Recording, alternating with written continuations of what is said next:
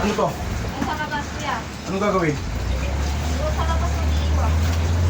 Maghiwa. Ano si ate? Oo, sa labas ka ro, kuya. Mamaya. At tayo ay gagawa ng pang-adobo. Huwag kayo matakot sa video kasi hindi naman kita sa Mars. Masanay ano, kasi ngayon, panahon. Ba't ang una? Ay, ba't ang puro? Wala ba? Ito. Saan ito? Hindi. Wow.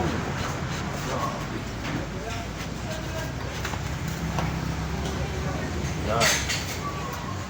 Ano si ate mamaya ng konti?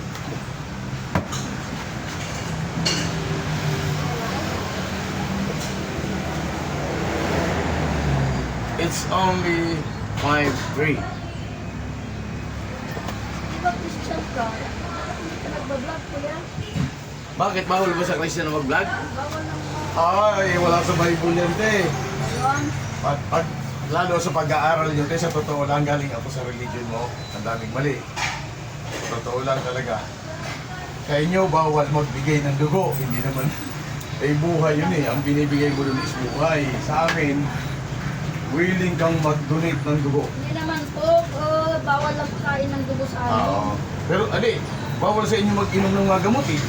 Oo. Oh, May pick kasi. Ha? Kasi kung talagang may pick ka, malaking Ay, mali, mo. mali, te.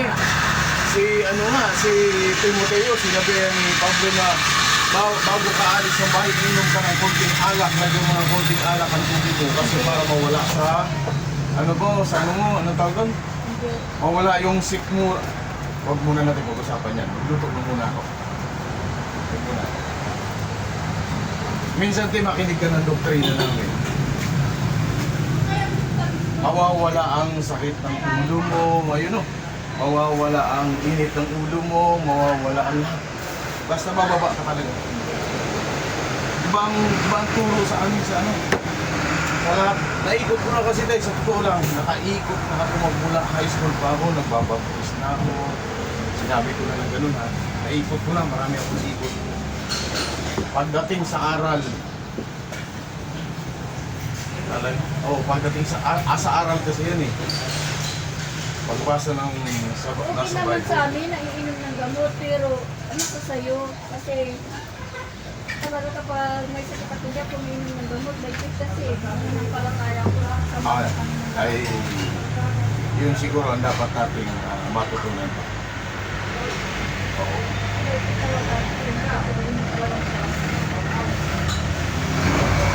Kasi kami nga sa MCGI, ang ospital namin libre. Oh. Wala kasi sa Bible yan eh. Wala sa Bible, kaya susundin na natin yung nasa Bible. Wala sa Bible yung bawal uminom ng gamot. Wala yan. Ayun. Walang nakasulat sa Bible na pag nagkasakit ka, bawal ka uminom ng gamot. Wala naman sabi na bawal. Pero nasa sa'yo. Sa diskarte mo lang. Pero sa inyo sa church, wala naman. Kung gusto mo uminom, Nasa sa'yo din. sa'yo nga, pero kung ako lang naman, kasi Hindi, akala ko bawal talaga. Sinabi sa inyo ng provincial. Minsan, te, inviting kita sa doktrina. Doktrina pa lang, sabi ko sa'yo, marami tayong matututunan na hindi ko nakita sa lahat. Naikot ko na kasi. High school pa tayo, nag-iikot na ako talaga, naghahanap na ako ng katotohanan. Tapos nung, nung nagbinata na ako, ayan, nasa Kalayuan, kaya ayun, medyo, naligaw ako ng landas, araw.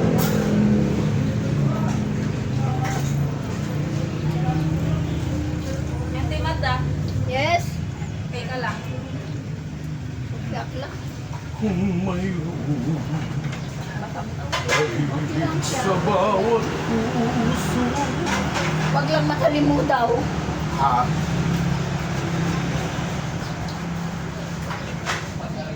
At saka ang tunay na nabasa ko talaga tunay na religion, nasa Bible lahat. Wala akong nakitang ibang pangalan kundi Iglesia ng Diyos. Wala naman, ayan. Ano sasabihin ko? Ilang Hindi naman verse? hindi naman religion ang nakapagpabago sa isang tao, kundi sarili niya yun. Ate, mali. Kasi ang Diyos nagtayo ng sariling religion, yun yung Iglesia ng Diyos. Ang Diyos pa ba naman, ituturuan pa natin. Siya mismo nagtayo ng Iglesia ng Diyos. Nasa ilang versikulo yan Sa ng... kanya lahat tayo aasa, sa kanya tayo lahat, walang Yes, pero teka ganito. Ang Diyos ba naman magtatayo ng Iglesia ng Diyos, tapos ng sarili niya religion, tapos hindi niya susundin? Pero bang gano'n? sinusunod. Oh, siya mismo nagtayo ng... nabasa niyo na ba yung Iglesia ng Diyos? Oo, tingnan mo, napakadaming versikulo ipapasa ko sa iyo. Iglesia ng Diyos ang tinayo ng Diyos na ang puno ay si Jesus Christ. Yes. Opo. Pero depende sa tamang pag-aaral. Kami wala kaming iko po. 10%. Kasi nakalagay doon magbigay ayon sa iyong kalooban. Oo. Ito yung kalooban. Oo. Magbibigay ka. Oo. Kaya ang 10%, bawal sa amin yan.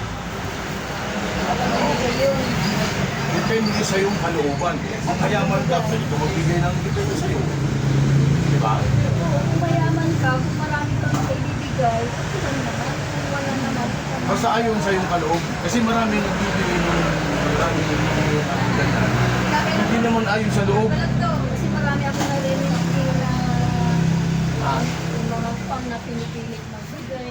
Ay, oo. Maraming din talaga. Pero sa amin, hindi. Kung gusto mo, pag meron ka, magbigay ka.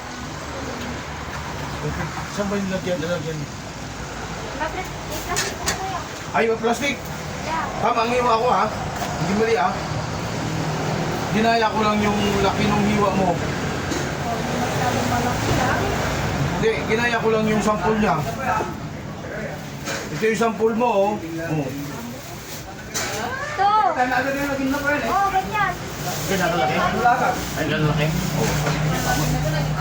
Mamaya na kasi gagayain ko. Hmm? Oo, ang lalaki yun. Hindi pa yan, hindi pa nahiwa yan. Taba yan, hindi taba. Kasi pag minsan inaalis ko yun, bakit ako pa na gano'n?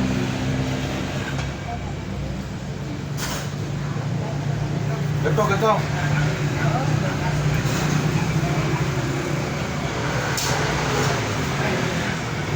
Masyadong malaki, huwag masyadong Maliit. maliit. Yung katamtaman lang ba? Okay.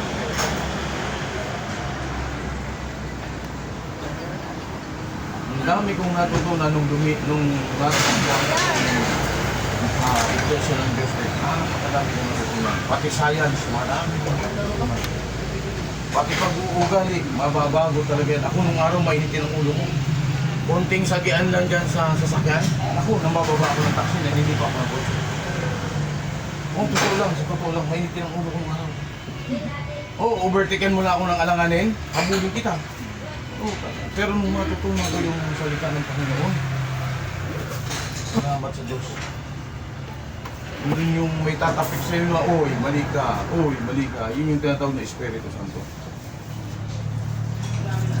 Hindi na uminit ang ulo ko. Nag-uminit ang ulo ko pag may nagpapainit. Pero saglit lang. Yung oras na yung minuto lang yun. Wala na yun. Kumbaga pinaalis sa amin yung pag-init ng galit. Yung huwag kang magtatanim sa sama ng loob. Kahit anong ginawa sa yung kasalanan. Kasi ang kasalanan, may nakalagay nga dun sa may nagtanong na kasi yung sa aming Yun nga, apostol. ibigin mo ang iyong kaaway tulad ng pag-ibig mo sa sarili mo, pag-ibig Yes. mo sa Diyos, huwag kang magkintin ng galit sa Correct. gumawa sa iyo ng mali. Yes, correct.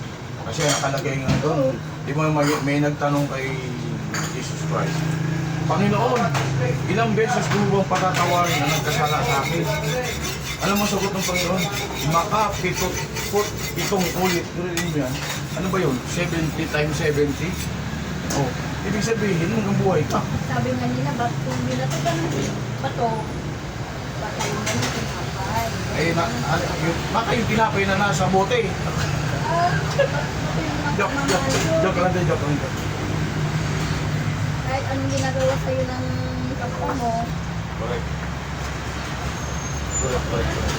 Pero tayo minsan invited kita tayo sa doktrina namin. Ako kasi pinag-iwan talaga ako, naghanap talaga ako ng kasi may mga problema ang tao na minsan hindi ko kaya. May darating na problema sa tao na hindi ko kakayanin kung wala kang gabay ng Diyos. Pero kung may gabay ka ng Diyos, mag-aalin ko lang ang tayo. Ito ay pang adobo. Ayan, yan ang hiwa namin ng adobo. Okay, bye.